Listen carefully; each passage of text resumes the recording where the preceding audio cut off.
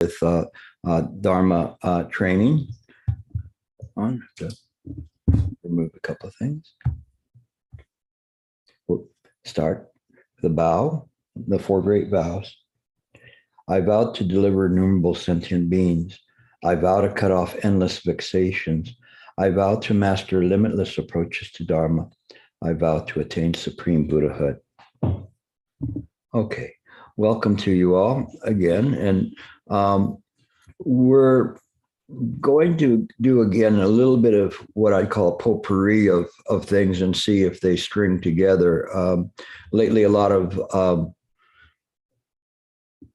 different parts of the Dharma have been kind of falling into place for me. And it's very funny because it falls in like as if you had a Big Ben puzzle, one of those 1,000-piece puzzles. And all of a sudden, well, first you're just working on them and trying to find a piece that fits here and there.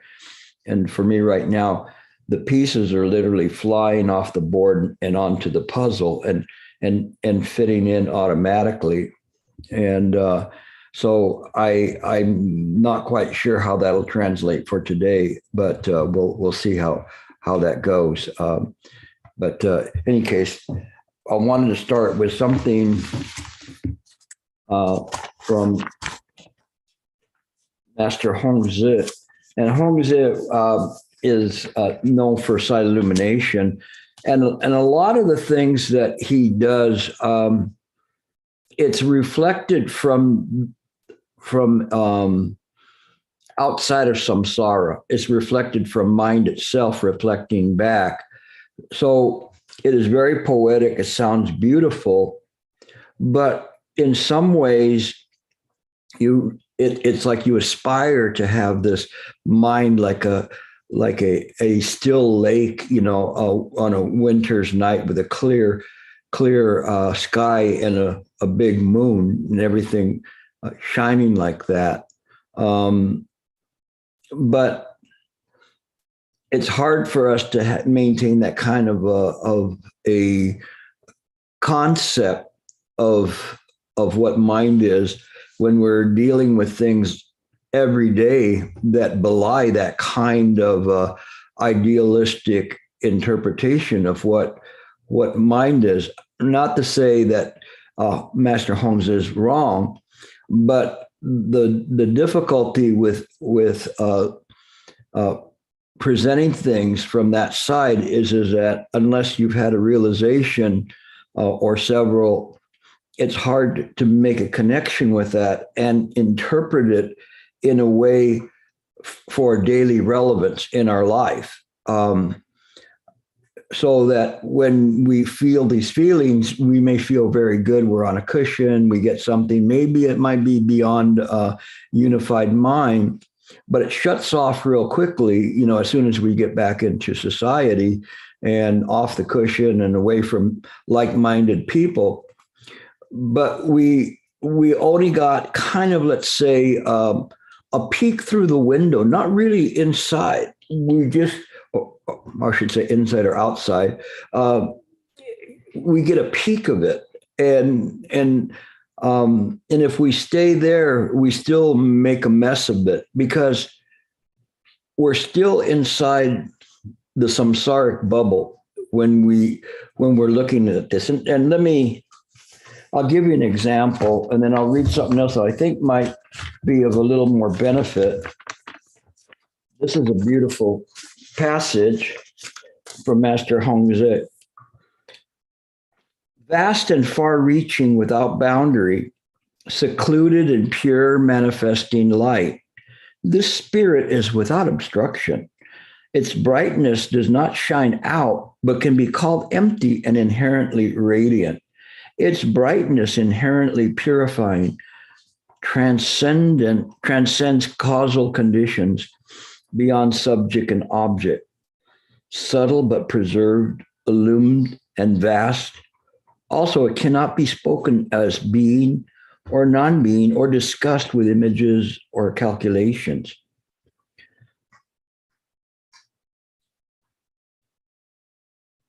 Right in here, the central pivot turns. The gateway opens. Um, is Harry here? I don't know if he's here or not. We were just talking about that, and it kind of stopped my mind for a second because this was very important. It went back to interpretation of the Lancet meditation prose, but where it's saying right in here, the central pivot turns. Shifu used to say that all of the Dharma uses the mind as its pivot point. And it's very funny because as I'm reading this to you, the pieces are falling together in terms of this for me and looking at this pivot point of mind. And there's something I want to try to explain to you, but it may be difficult to explain it to you. But in terms of this is the doorway into this beautiful words. But the words themselves didn't get you any closer to an enlightenment. And so it just remains something that belongs to Master Hong's as much as he tries to break through. It's difficult, even though he's stating what the viewpoint, this right view is. He's waxing poetic about it, but it's difficult for us to get there without really understanding the doctrine behind it that enables us to serve as a foundation or as Huining, as a platform to be able to do this. And this was where there was this bridge, wonderful bridge that was being created to interpret Mahayana teachings, especially the notions of emptiness, and later on of Buddha nature itself. This Buddha nature is this intrinsic nature that we have. I shouldn't say we have. I make a mistake by saying it in this way, that it is, or we can't even say it is. It is just the inherent nature of mind, not necessarily a characteristic of mind, because mind is beyond characteristics. And so when we understand that mind is beyond characteristics, we then realize via mind that there's nothing to attain, because the reason there is nothing to attain is because there is no ego, personality, or life and being to attain that. Mind is different. Mind is not an entity or a person or something that views things, which is the third of these important qualities in terms of this of emptiness, Buddha nature. And we have this idea that everything is impermanent, but we see the things very, very clearly how they fit together. And when you begin to study Pratika Samappada, the causes and conditions never fail, then it begins to fit into place. But one has to contemplate this Pratika Samappada. Again, the Pratika Samappada is the law of causation, and it is incredibly important in our study. It was, again, the first thing the Buddha taught was the law of causation. We should not confuse it with the law of cause and effect in Chinese, ingwo, or retribution, ili. Those are not what the Buddha taught first. That was more towards the second teachings in the Four Noble Truths, that, hey, you do certain things, it's gonna cause you suffering. But what he taught first was how mind works and how things appear in mind. So everything that we're seeing in terms of the idea of mind, it all fits together.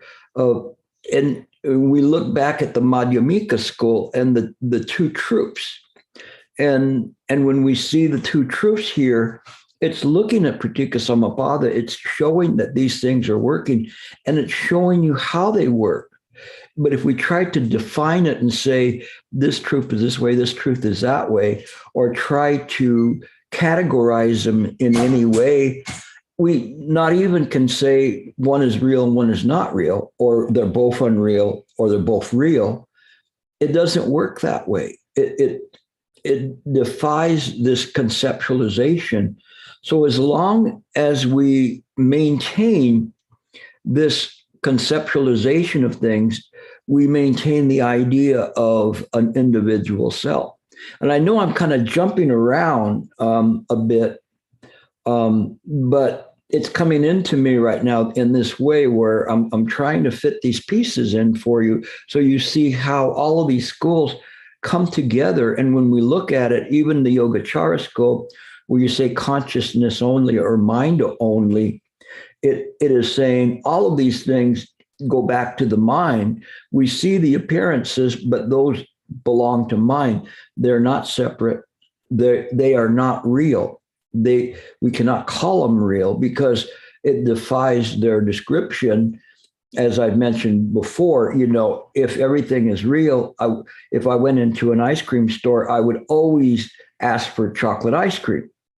But there may be a time where I'll say, I changed my mind. I want vanilla. By now, you're probably thinking, oh, Gilbert, you should expand your choices there beyond chocolate and vanilla. Okay, rocky road. And so when you have something, I would only be able to choose chocolate all the time. If that is everything is real, that would be the way it was. But that's where Avalokiteshvara came in and said, no, it's Sariputra. It's not real. It's empty.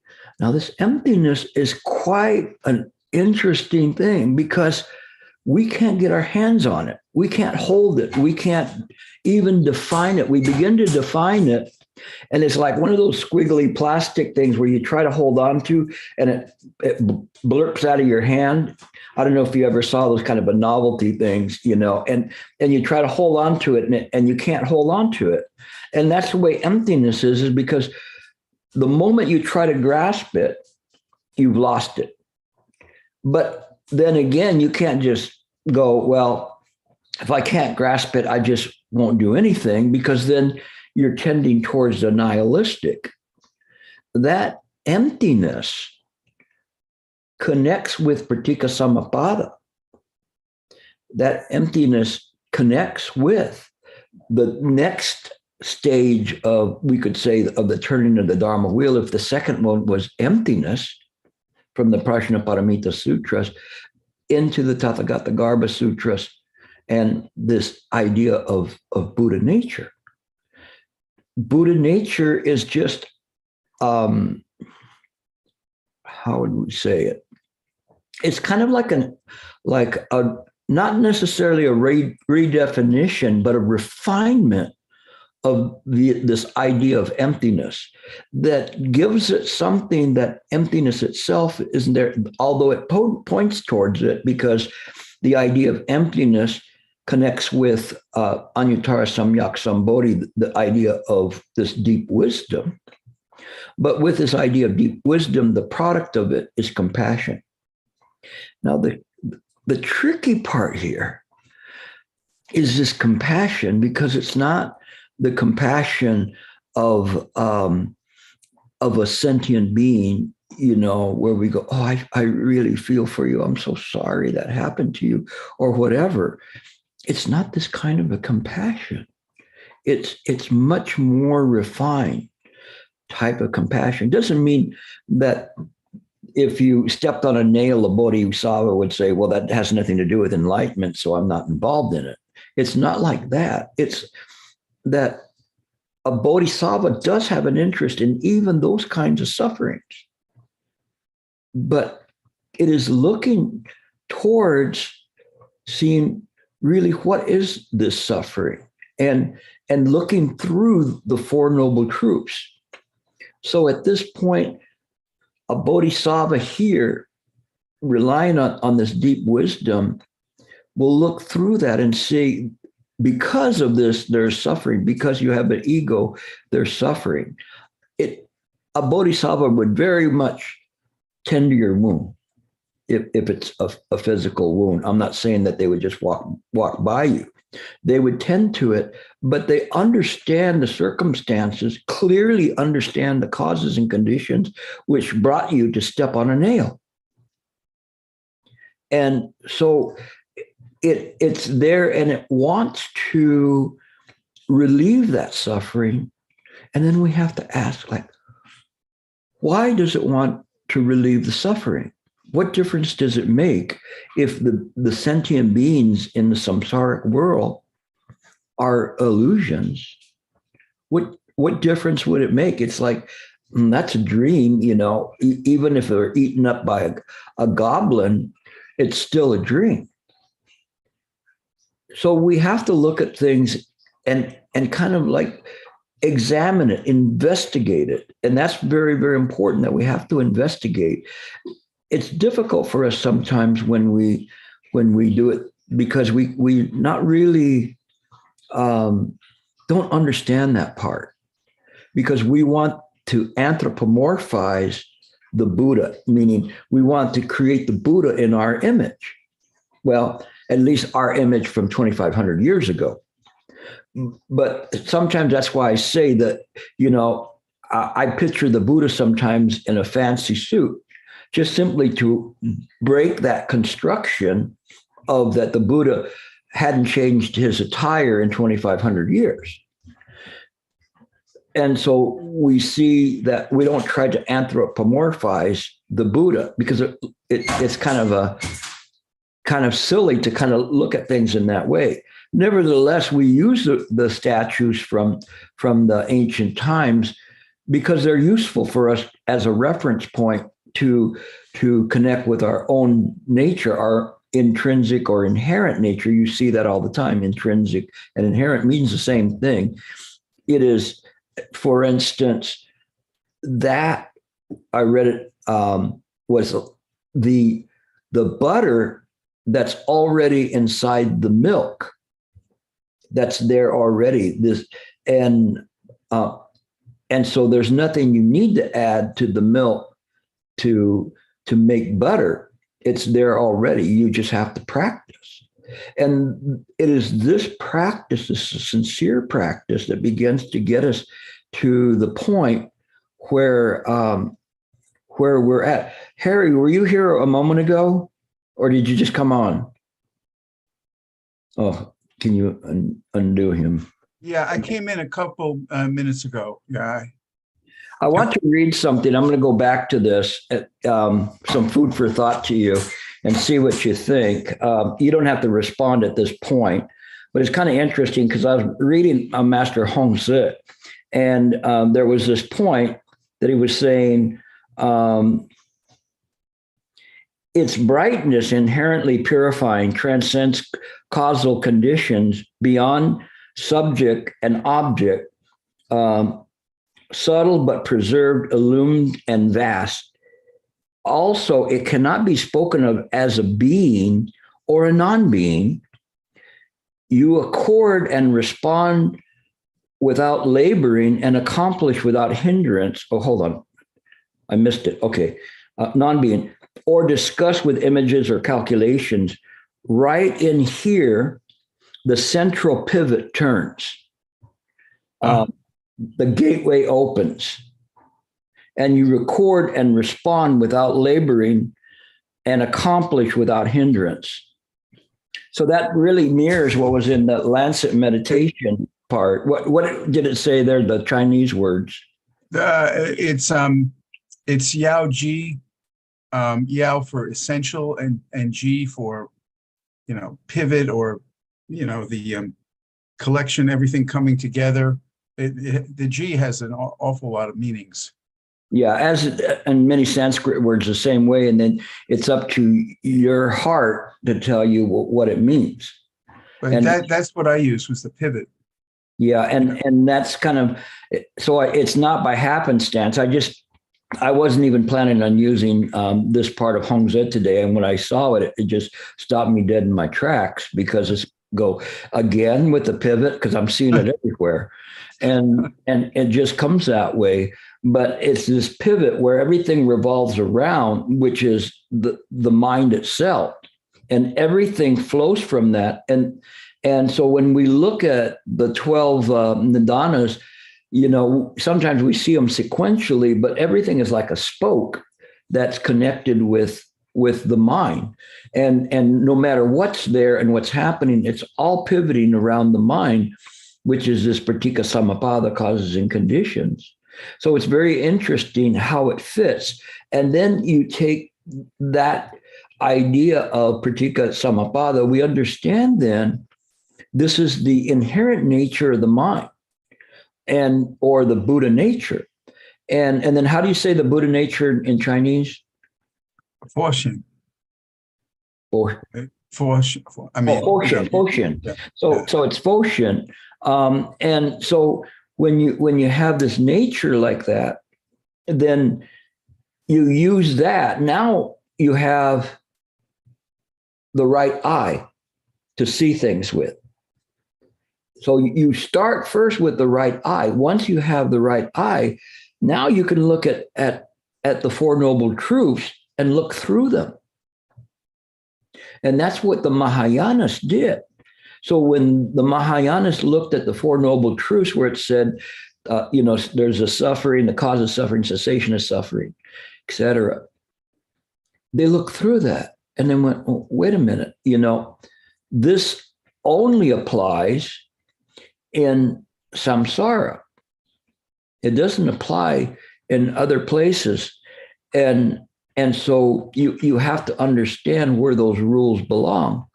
Earlier today, I was helping somebody from Oregon on a legal matter, and I was telling them, in California, it's this way. It may be different in Oregon. You need to find out what the rules apply in Oregon.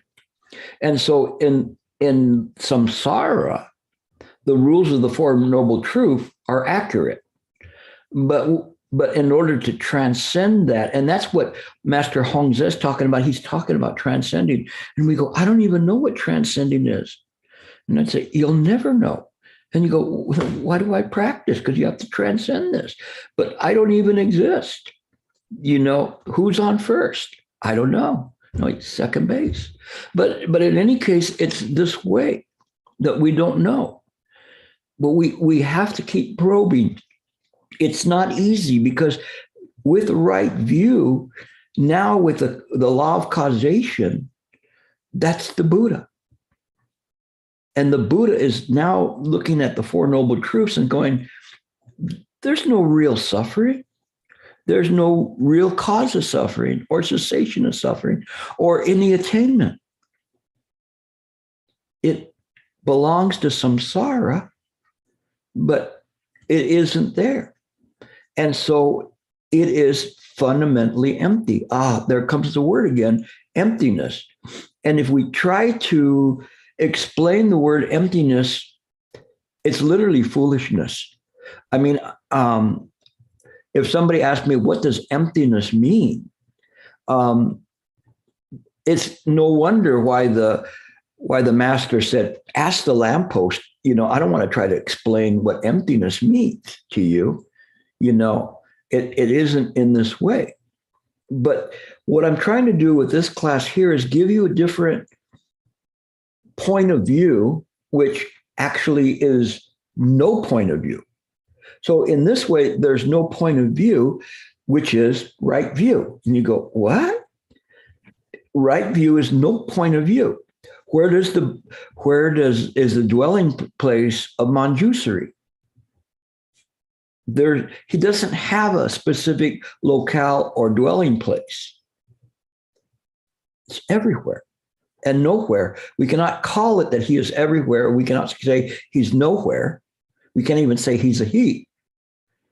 It is just the way it is. This is the thusness of things, but this thusness again comes all the way back to what the Buddha first taught of the 12 nidanas and say, this is how appearances arise. Now, here comes the part that's hard for us to understand.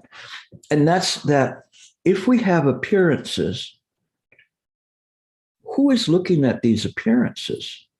And that's what confuses us. And as I'd mentioned last week, this is this Nissan entrenchment, this fundamentally entrenched ignorance there, because we are constantly thinking that there is somebody to become enlightened, to get out of here, to reach nirvana, to become a Buddha. But all of the sutras of the Vayapula type, they all reflect that you already have Buddha nature. This very mind that's listening is the Buddha nature. So you have to use that as your foundation. What we could call this ultimate truth has to be your foundation. Now, this ultimate truth does not have a falsehood to it, which is very, very interesting. It's very, very tricky when we look at things and see that there's no falsehood there, because it's difficult, because we'll say, well, I want to become a pure Buddha. You're already a pure Buddha. I want to go to a Pure Land. Over the weekend, I was in Connecticut and people wanted to go to the Pure Land. And it was very funny because one of the participants was there, and I was doing my beads in an interview, and she asked me, "Well, can you practice Chan and Nianfo at the same time, the recitation of the Buddha's name?" I'm going, "That's what I'm doing right now. You can do that." Why do you do that? Keep the mind quiet, keeping it stable.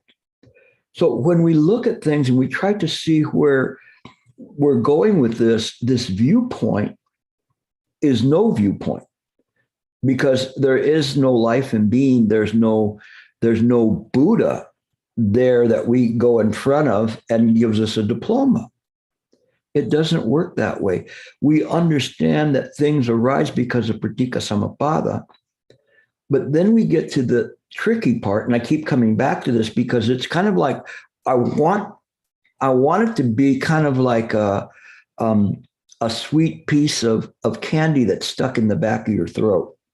That Shifu used to always say that it's sweet, it's there, but you realize it's still stuck on the back of your throat and you want to resolve it. And it's sweet because you know that it's something worth looking at. And as you look at it, there's this incredible peace that comes to you by contemplating this point, but it bugs you because you can't figure it out. And what you can't figure out is that how or why would a Buddha and we can't call it a non-Buddha or a Buddha, but we use Buddha for conventional purposes. Why would thusness care about a dream? Why would it care whether in this dream they're suffering? When the Diamond Sutra says it's a bubble in a stream, a flash of lightning in a summer cloud, a dewdrop. Why would it care for these things that are transitory? This is very, very important because we have to resolve that. I cannot tell you words that will clarify that for you. You have to keep working on it and working on it. But what happens is you become equivalent to a black hole. We call it, perhaps maybe you might think of it as a light hole, because it just pulls everything in. It keeps pulling everything in. And we cannot say there's a locale there, because once everything goes in, it's in a state of neither being nor non-being. No. In the state of black hole, it's pulling everything in. And all of the appearances are being pulled in. It's sucking up all of the light.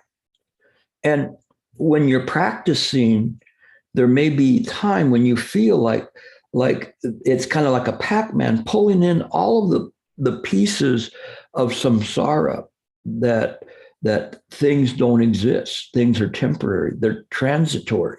And we see that, and little by little, the mind reifies or certifies that that's the correct way of looking at things.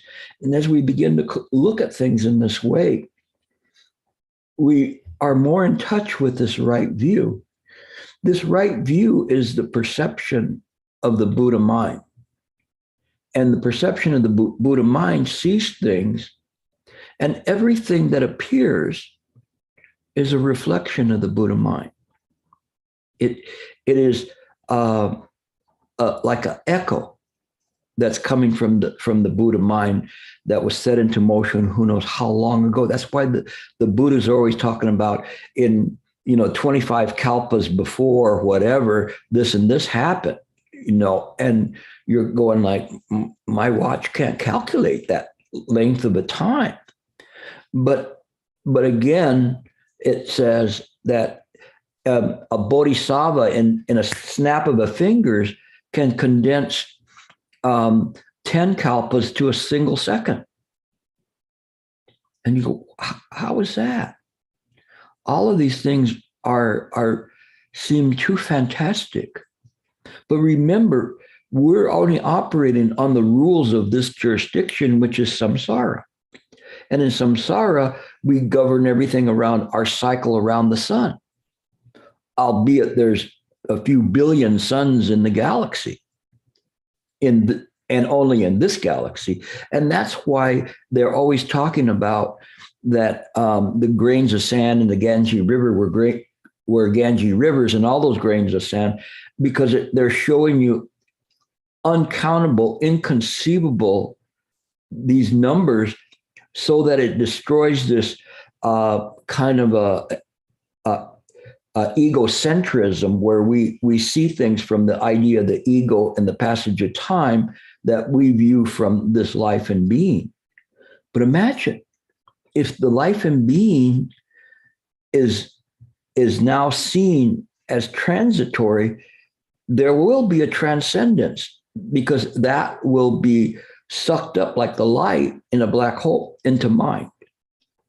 When that is sucked up, and this is kind of like a review class of a lot of things I've been talking about, it's the same as the sixth consciousness in the Yogacara school disappearing, not giving any support to the seventh consciousness, the Manos consciousness. And so the Manos consciousness no longer ceases to operate as an entity or a life and being.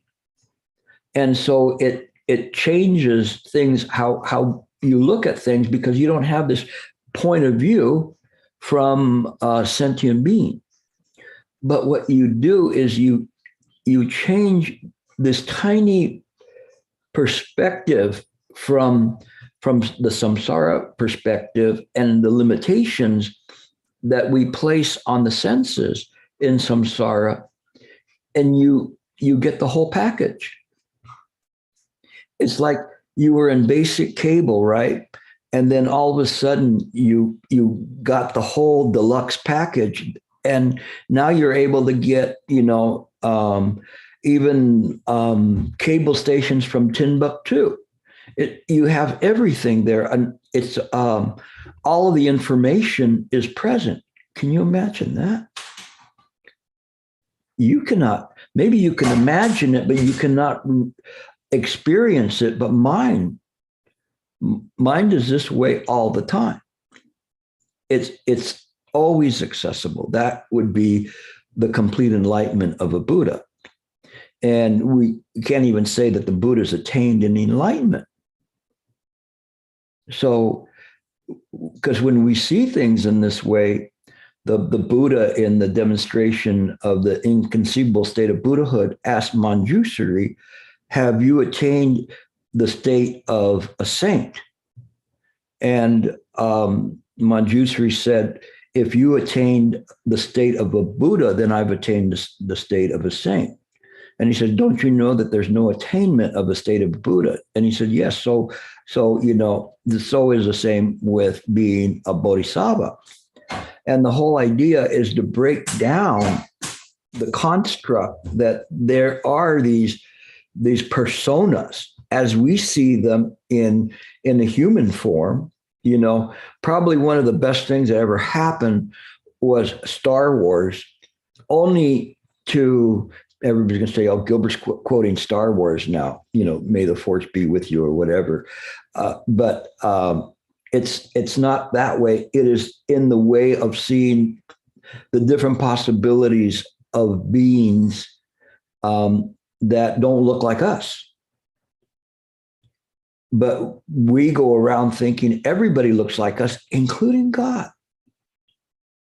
And so it changes kind of the idea of things, where you could see all these vast possibilities of what a person appears. And when you look at a person, you go, well, that's kind of a funny thing. It's got a very thin neck and it's got a round head, whatever, and it's got these weird fleshy parts that stick out, and so it's strange. If you start looking at people, you go, wow, that person actually, they look kind of weird.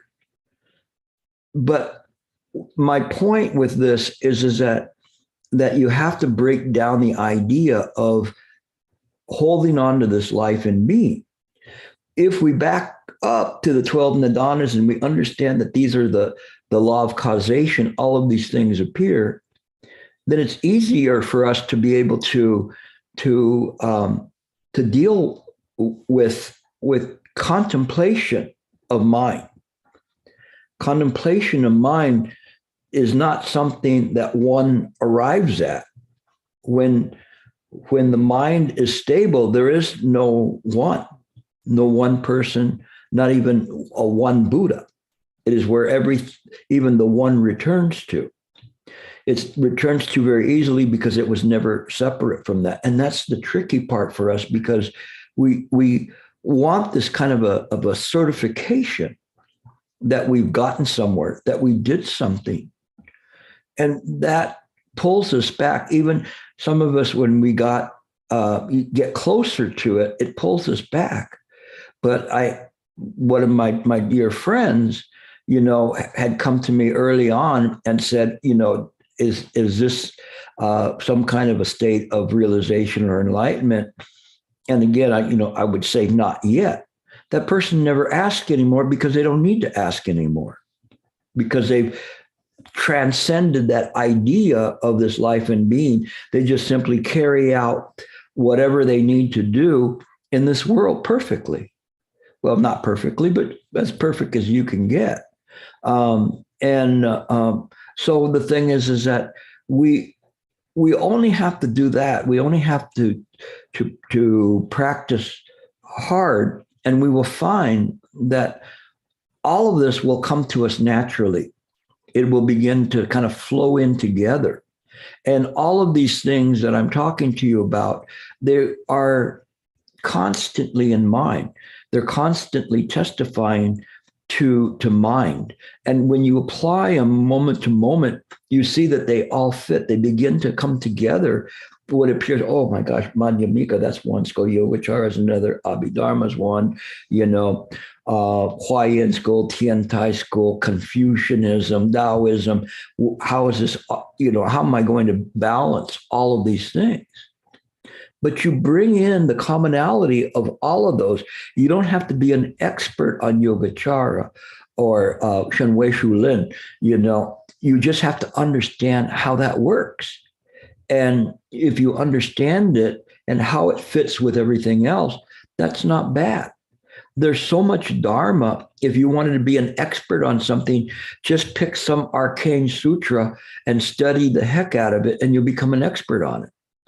And nobody will know more than you about that, because there's so many sutras around. All you have to do is say how it related, whether it's Buddha Vakana, whether it's this historically and everything, and you'll be there, But we only look at what the Diamond Sutra, the Heart Sutra, Platform Sutra, Shurangama, if you're fortunate, to read, the Lankavatara Sutra, Diamond, Heart, of course. But there's so many sutras, it literally will will blow your mind how many. The more you study, the more you realize you don't know even, a little pebble's worth of all the Dharma that's been written. It's actually incredibly amazing. But it doesn't matter. What we do is we don't use it for the sake of becoming librarians. We use it for the sake of helping us explain the Dharma to others, helping us show them how to investigate, how to contemplate on their own. So as you begin to contemplate, this is true. The contemplation is true. The contemplation is right view. It is your inherent mind that is contemplating. If one begins to cogitate and think about things, then that may help you in some ways. But you have to transcend that. You have to go beyond this idea of holding someone else's wealth. So Master Hongzhi waxed poetically about stuff, but that wealth belongs to him unless we try to make it ours. And believe me, the Buddha mind is always trying to help you out. It really is. We don't understand that. We try to personify the Buddha mind, but the Buddha mind works in a very mysterious way. In terms of looking at it, and it was just as simple as me running into pivot on this one that I'd been talking to Harry about, and I got a bit of a realization just talking to him about how that works, and so it's kind of a fitting thing that we go full circle, and I find it in another place. The Buddha mind will present the Dharma to you in a way that you're capable of receiving it. If you practice very shallow, then your realization will be shallow. If you practice sincerely, your realization will be deeper. Only if you don't seek for it. You just practice, and it will come to you. It will be clearer and clearer. No, I don't profess to say I know mine clearly. I don't, but I know where to look for it. And I know what some experiences that I've had with it. And I know some very strange things that come about from it that can work. And in this way, that's what I'm hoping to pass on to you, is how to lace all of these different things together. So we lace in the Madhyamika school. We lace in, Yogacara school, then we're in Lankavatara territory, Lotus Sutra territory. They're there too. And you read it and all of a sudden you see, well, there it is.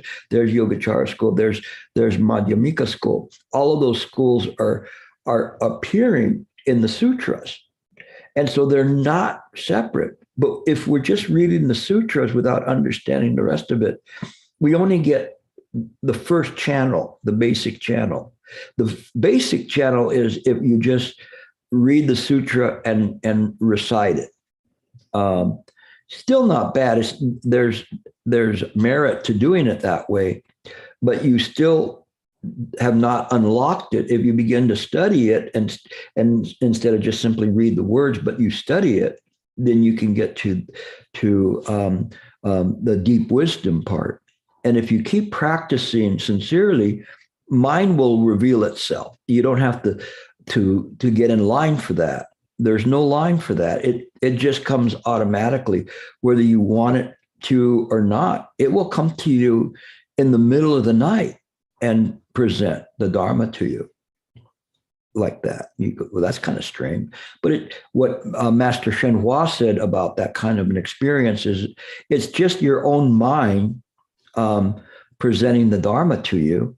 But your own mind, in his reference, is not your Gilbert's mind, but mind itself. And so when we see the things, we see that this is how we practice, how you get there. You cannot get there by touching the master or to doing things like that. You get there by your own practice, elevating your own practice to a higher level that you really want to get this, and that you're not satisfied with where you're at. If you're satisfied with it, this is lazy dog Chan. And you see, Harry, he may be a lazy dog, but he's not a lazy dog, Chan. He's still studying, very diligently all the time, and his wealth of knowledge and things, he is very capable of sharing it with others, and some of you are well on your way to doing that and understanding this.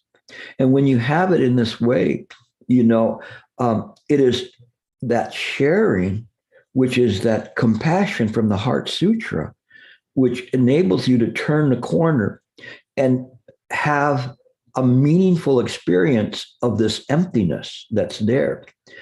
Emptiness is such a misnomer for it, because it's like it's empty because it's everything. If it's everything, then it's infinite. There's no place it's not.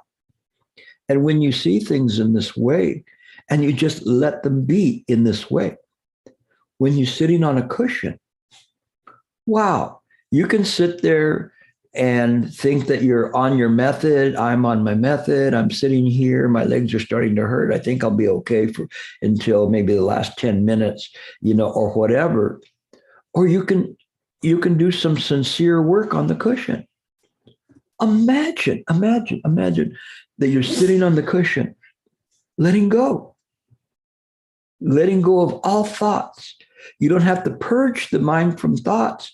You just learn how not to be affected by them. You see them arising. Mind is aware of those thoughts arising, but it doesn't do anything. It's expansive, infinite, brilliant in this way.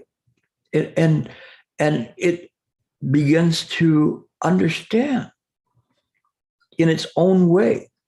It understands not by understanding like a person having an idea pop in their head, but by its own self-realization of the ultimate truth, that everything is created by the mind. Everything created by the mind, pratika samappada, causes and conditions never fail. And it just keeps going in this way. Everything that you practice is pivoting around the mind. Everything is there. Everything is fit perfectly in this pivot of the mind.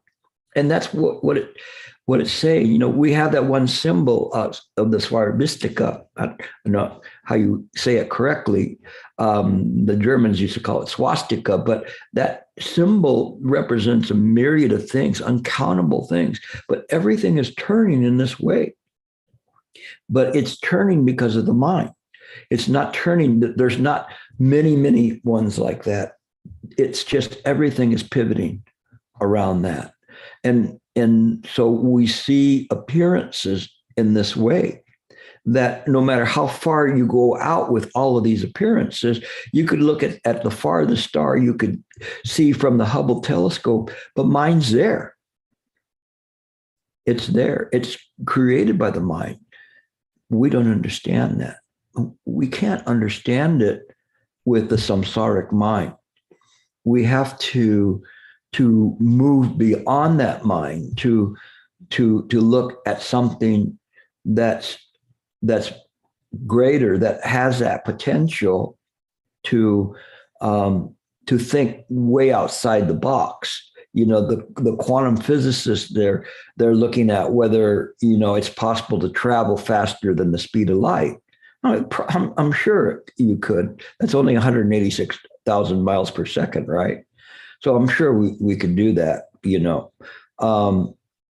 But the thing is that in the mind, it is incalculable how mind can travel to the farthest reaches of the galaxy and beyond, and travel into time, back in time, into the future, in the present moment, all simultaneously doing that without any kind of an interference or an obstruction in the mind. And the reason is because if there is no obstruction in the mind is capable of instantaneous understanding of everything that's happening. Now, to us, and we begin to practice, we begin to expand that a little bit more and we're talking to people, we understand, okay, I see this, I see that, I see where this is going to go. And you use it. Today I was in court and I was talking to this attorney, and I was seeing, I knew we weren't going to settle, but we were talking. I knew exactly where I could make points at. And then when we went in front of the judge, it just happened that way, because you could see it if my mind was calm. And by the way, I was doing recitation at the same time. And and because my mind was calm, I was able to see the things that had a great potentiality that could, or probability that they would happen in the future if these things happen. And so you see things differently than other people. And the more you see things, then the more, this is a very mundane use, but I'm just using it as something, it's not an unfair advantage. I'm not cheating. I'm just seeing things clearly as to what's happening. And so the thing is that in your daily life, if it doesn't apply in your daily life, it's not worth anything, because as you begin to see that and you experience it every day that you're doing that, what happens is that you are beginning to see from the mind's eye, from the perception of the mind, not the perception from samsara. So we have to keep practicing this, to practice. And the perfect place to practice it is on the cushion. So when we sit on the cushion to meditate, we allow the mind's eye to rest. So it's just resting there. We don't conjure up the self. We don't chase the self out. We don't chase out thoughts. We just let the mind be. It will naturally expand. We don't have to try to push it out, like some kind of a fancy Star Wars stream of light everywhere. It will go on its own. You don't have to worry about it. Even if it doesn't, you don't need to have that sensation. You just have to sit. It's very, very simple. Thinking is difficult, but the difference is that thinking pulls away the mind's energy. And we get tired of thinking, right? Have any of you ever gotten tired of thinking? You've done your taxes? Oh my God, you don't remind me of my taxes or whatever. But in any case, it takes away energy. But the ancients said this, is that you have to derive power, from your inherent power. In mind is this incredible power. How do you think the Buddha could do all these things that the Buddha does? Because it has incredible power, because there's no obstructions in the mind. So I remember there was, I think it was the Vilamakritti Sutra, where the Vilamakritti was talking to a person, and that person took everybody to a particular heaven, and they were all there, and one of the disciples of the Buddha was going, "This is very incredible. How could this happen?" That we all were transported to this world.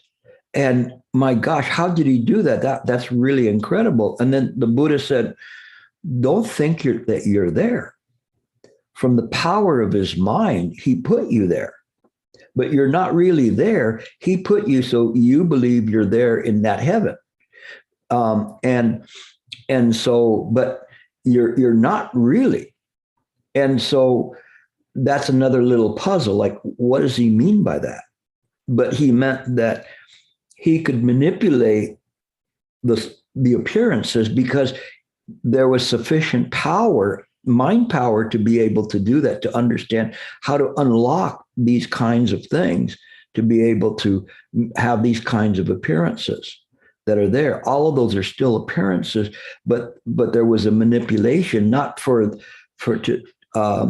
a useless manipulation, but to show people how to do that, because they had asked, can you have somebody come and teach at this heaven? The people are waiting, but they don't have a guide.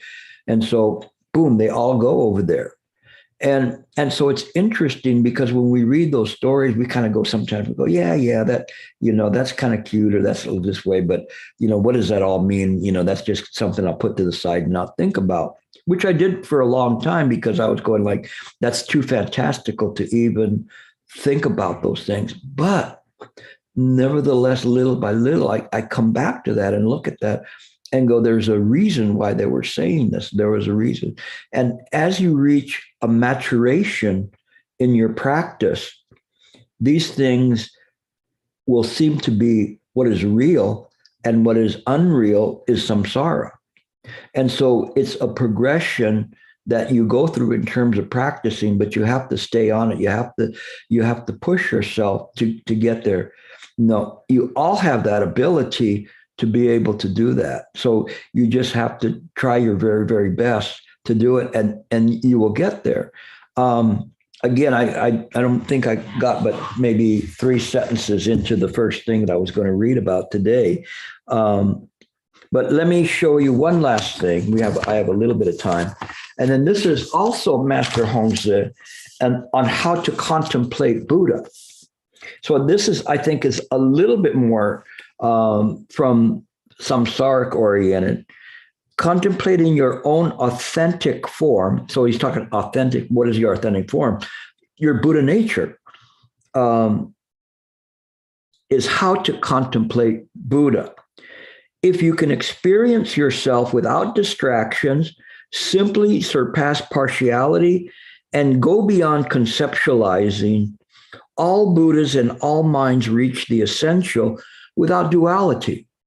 So he's telling you, and think about this, if you're sitting on a cushion and you can do this, it's very, very simple.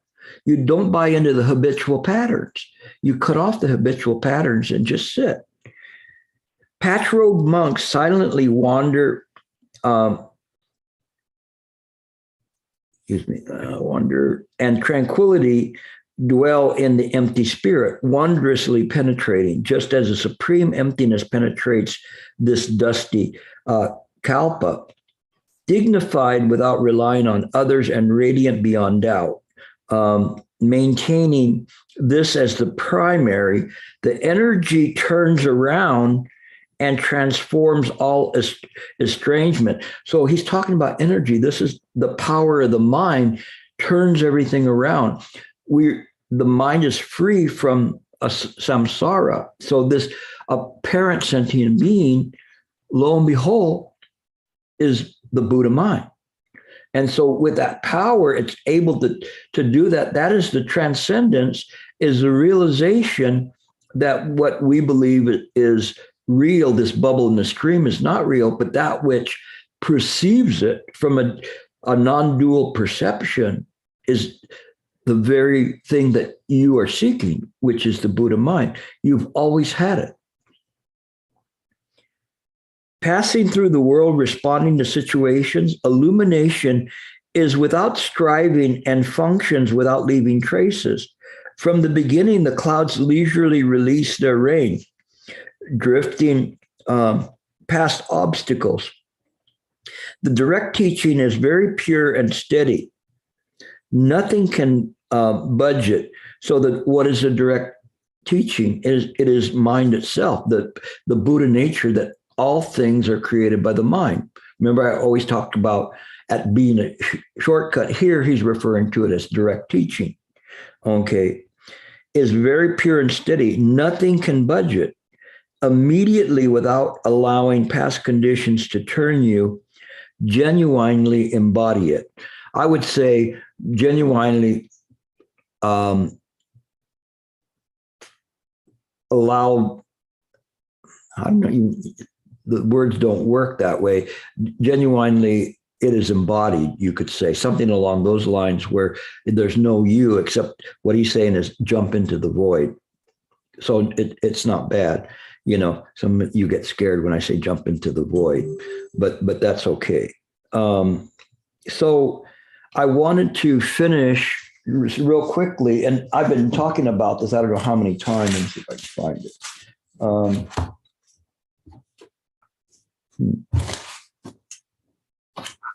I always go to this part because it's always there. And that again is from the Dharma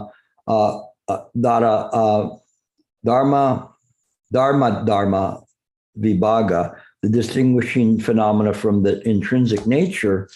And see, if you see him, he was saying directing. And in this part called directing the mind, it says, as for directing the mind, the person who wishes to enter non-conceptual wakefulness, because that's what Hongze was saying, there's no conception there. So wakefulness is awakening to that this very mind is the Buddha mind, is the intrinsic nature of the Buddha. To enter non-conceptual wakefulness, that bodhisattva should direct the mind in the following way. And saying, due to not knowing suchness, that which is not true is wholly imagined. The so-called entirety of seeds causes the appearances of duality where there is none. That this distinct continua is based on that, is based on this idea that there's a subject and object. And he's referring here to the 12 Nidana in saying it's all based on this duality idea, which is ignorance. And accordingly causes an effect. So the next line points you right to Pratika Samapada. Do appear, but do not exist. So that's the appearances, that's the apparent reality of appearances, but they don't exist. But we could say they don't exist nor neither not exist. The whole thing is changing the way that you approach this, directing the mind. And so I wanted to finish with this, because if you didn't understand anything, all you have to do at this point is direct the mind. Direct, not your mind, but direct the mind to whatever's happening in the present moment.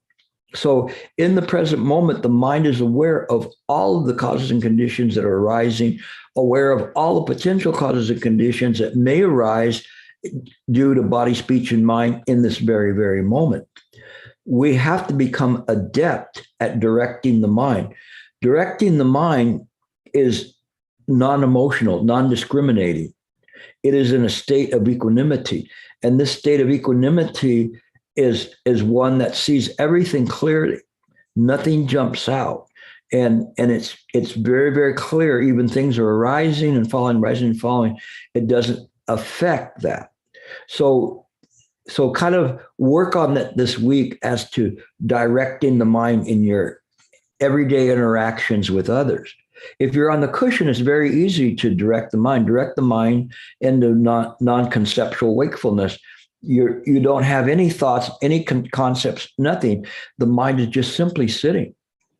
But we always mess it up because we want to have something to think about. We don't like to be alone. So even when we're sitting on a cushion, we want to have some yapping going on. You don't need that. Let it go. Just let the mind rest. The more the mind rests, the more powerful the mind comes. When we direct the mind in the proper way, the mind becomes very, very powerful.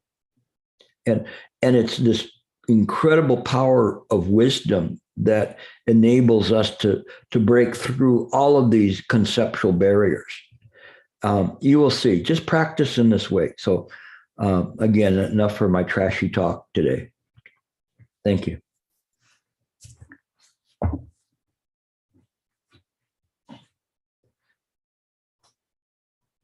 You might say, well, that was a good lecture. I don't understand it. Or what did he say? I don't know. He was just talking about so many different subjects. So I have no idea if any of this hit home or not.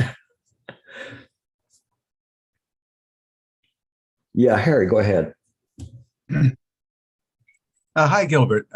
So I have a question that, references some of the things that you've said, maybe even in today's talk about why would bodhisattvas want to help sentient beings? And also something you said during the retreat about not looking at the Buddha as an individual.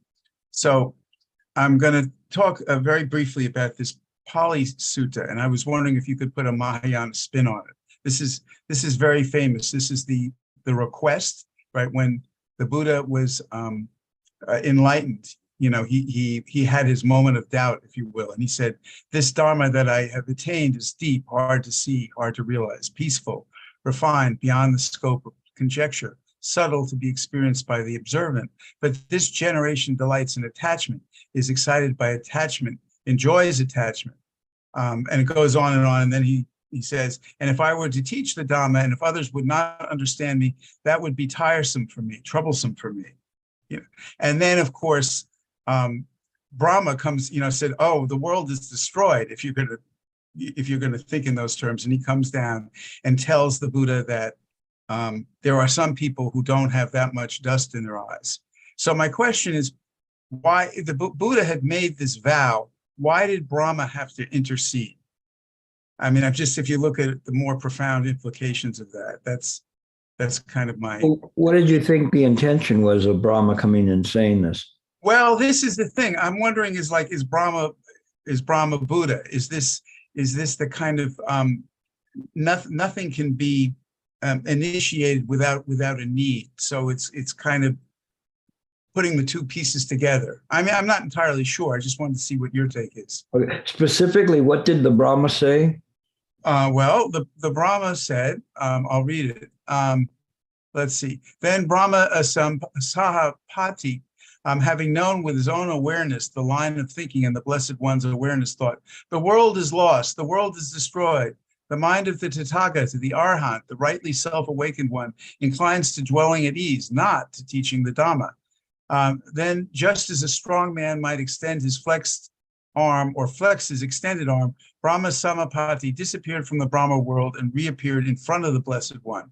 Arranging his upper robe over one shoulder, he knelt down with his right knee on the ground, saluted the Blessed One and said, Lord, let the Blessed One teach the Dhamma. Let the one well gone teach the Dhamma. There are beings with little dust in their eyes who are falling away because they do not hear the Dhamma. There will be those who will understand the Dhamma. That's what he said. And, it goes on in the benefits and, how they can attain the deathless and that kind of thing. I think what the Brahma is speaking on behalf of all sentient beings and saying, I've gotten this far from listening to the Buddha. I've gotten this far from doing this. It's not saying he's a Pratika Buddha, which is just an individually enlightened person. It's by listening to the Dharma. There's different aspects of this, Harry, in terms of this. One of them is that because the Buddha said many times that the Buddha doesn't teach. And sometimes it's like, I have to try to teach, is just like Shifu saying, I have a hard enough time teaching you, much less a dog, when they wanted to take a dog back to the center, and saying, oh, this is so tough. But it's just simply that nevertheless, the Buddha will present the stuff, but it cannot be said that the Buddha is teaching anything. And so there's that aspect of it where it is laying out that the Buddha is not teaching anything. It's just laying out these things for people to investigate. And so it's the Buddha's correct in that, but saying, oh, I'm so tired of doing this, because what it's saying is that I cannot teach the sentient beings, but the Brahma's coming in saying, no matter what, you have to teach them. And this is very similar to what I was saying of the story, the Chan story of the master that was dying. And he asked his disciple, his chief disciple, what have you taken from all of my teachings? And in that moment, the disciple goes over to the medicine bottle that was on the side table and knocked it over. And in other words, saying, what is there for you to teach? But then the master said, is there anything else? And so the disciple picks up the medicine bottle and puts it straight up. Brahma is saying that. Brahma's saying, all right, there's nothing to teach, but you still have to play at teaching. You still have to do this for the sake of sentient beings, even though the sentient beings are illusory. It's kind of like going like, yeah, who's going to hear me? You know? And so it's interesting, but you're getting to a point where you're reading these things and you're just not accepting them at face value, which is good. All of this, like I mentioned to you here, all these things are going to rush into you very, very quickly now. They're going to be moving in, and you're going to be connecting all of these because they all fit. And that's what I see you doing, is you're taking things that I'm saying, and then you're finding the things where you see it in the sutras, and then it's beginning to fall into place, which is good. This is the way one investigates. It's different. It's different from just simply reading and becoming a librarian or a scholar. When you do this, you are studying it, and then you're studying it, and as I mentioned to you before, for the sake of passing it on to others. And so when you see that, you go, oh, okay, that's how it fits. And then the mind will just begin to bombard you with information like this. If you stay calm, you can accept it. It's something very interesting. So in any case, that it's a good point. So thank you for sharing that. Sure. Thank you. Okay. Any other questions? No questions today. Were you guys able to follow along? Yes, Michael. Okay, so let's formulate the question. So it's to the last part of your talk, the directing of the mind. So it's as if there's this little, how do you call it? Like you always talk about this big whale, which is, and then the little animal which is guiding the whale and thinks is guiding the whale, but in fact is the opposite. So sentient being guide the mind, or focus the mind, or direct the mind in order to blend with the right view. Isn't this a fallacy already? I think that what my lesson was today was directing the mind. We direct the mind by understanding Pratika Samapada, the 12 Nidanas, and understanding that this is the Buddha mind, and that we also possess this Buddha mind. We just clutter it up and slow it down to the point where it's not useful anymore.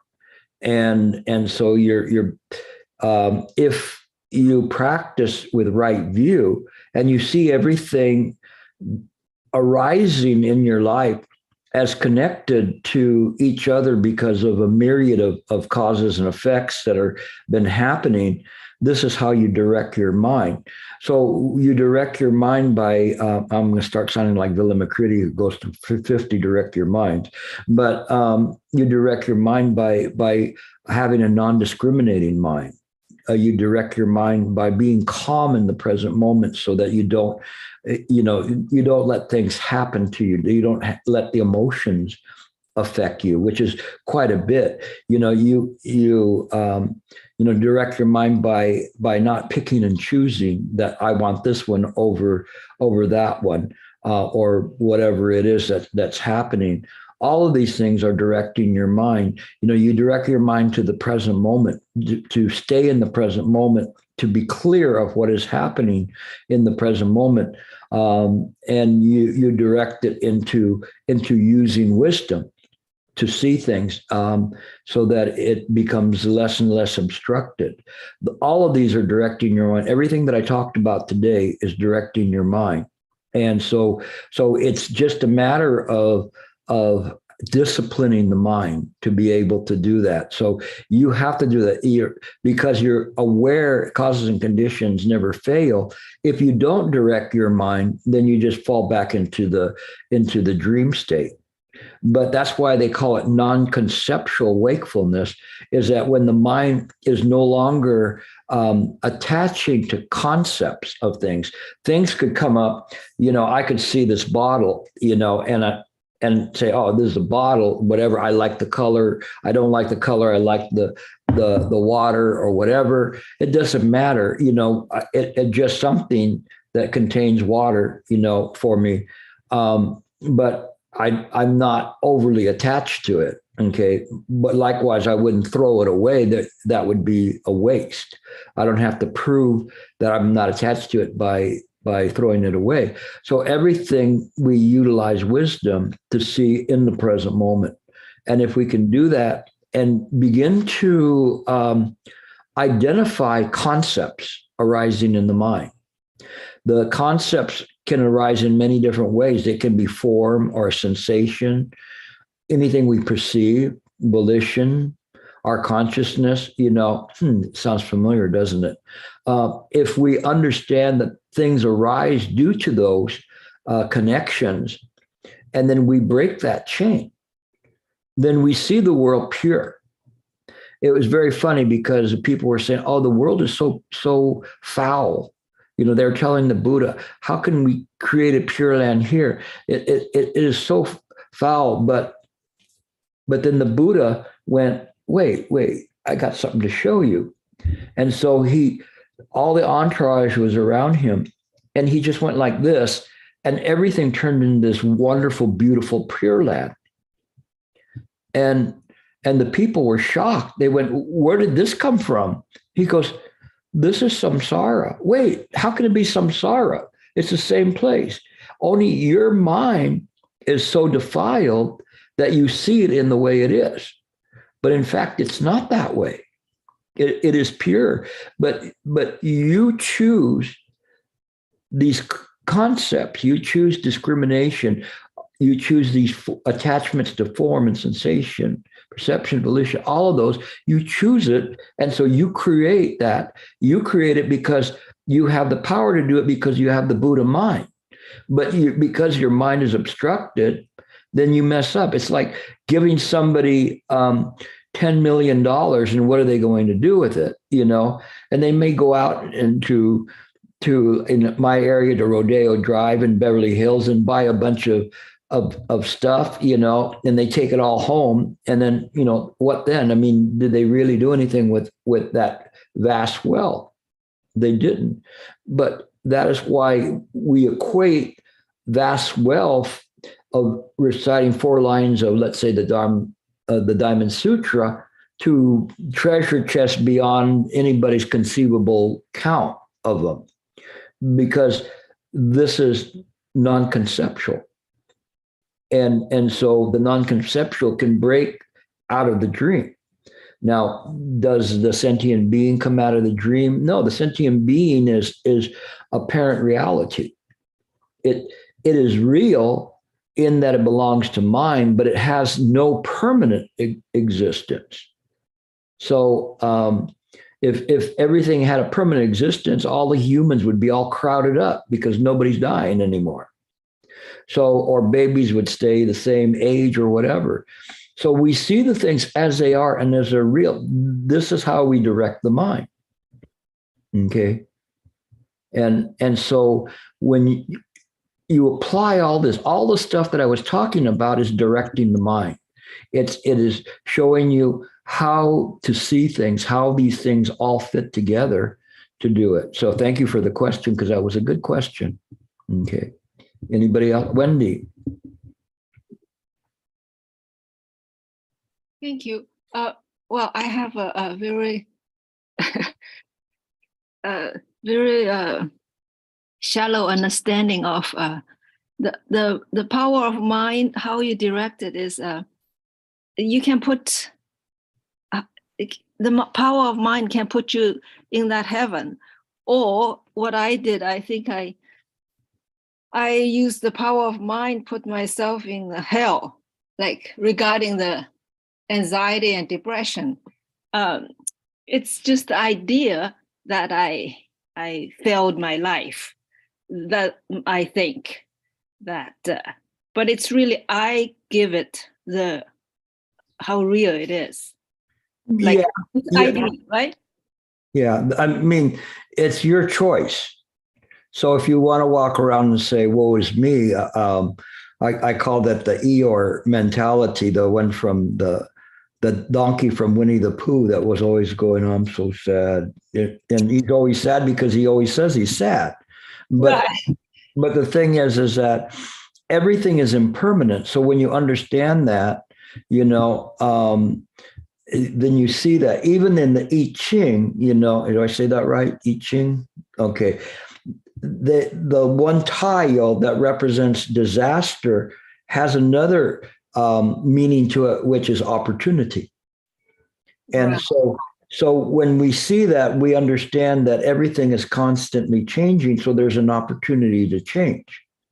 And so you can see things in that way, everything is changing. When I was very seriously ill a couple of years ago, I kept saying impermanent. I'll either die of this or I'll get well, and I'll move on for a while, but everything's impermanent. I don't expect myself to be here, for that long, but I mean, it wasn't the time, but even if it was, I just see that you accept the things for as they are. But you understand when we put ourselves in hell, it's like an interminable hell because we're always in that way where we're trying to just cling to that moment. So you could be an eternity in hell in a bank line, or even in a line going to a Disneyland ride, there's hell. It's hell. And then you get on the ride, and then you get out and then you go back to hell again. But the thing is the trick is you don't play the game. So if you understand that, then you'll be fine. Every time you come, you're getting better and better. Okay. You're seeing things clearer. So that's good. Okay, thank you. Okay. Yeah, no problem. I can see the improvement in you. So keep studying. Okay. Thanks. Is that Jane with you, Sue? It's good to see both of you there. Any other questions? Yes, that's Jane. That's Jane. Yes. Yeah, I can hear you. Okay. What did you think of the lecture today, Sue? It's good. It's good. I wasn't expecting. Class. Huh? Yeah, power of mind. It's great. You But use I like Wendy's question too. She can put a, upside down in her view. Yeah. You're a very good example of the power of mind, the power of the heart mind. So, you always manifesting good things because this is the way that you practice. So the practice is not one where somebody gives you a diploma and says that you become enlightened or anything. It is just reflected in the present moment. So all the time you're constantly reflecting the Buddha mind. This is how we are in this world. We're like bodhisattvas, I mentioned many times now, that we have 1 foot in samsara and 1 foot out of it. We know this is impermanent. This is not real, but nevertheless, to the people who are here, they believe it's to be real. And so we want to do it. And that's kind of like what the Brahma was saying to the Buddha. It's kind of tough talking to these stupid human sentient beings, but it needs to be done. So please stick around. And this is what a bodhisattva does, and you do very well at that. Thank you. No problem. Wendy was just change your mind. It can be done in a second, or like that. Snap of the fingers, yeah. Yeah, quite so. It's just how we put that. The more we think that we are sad or failure or whatever, it's like a self-fulfilling prophecy. But likewise, the power of the mind is such is that when we realize the power of the mind and begin to use it, the mind will open up. It will reveal more and more.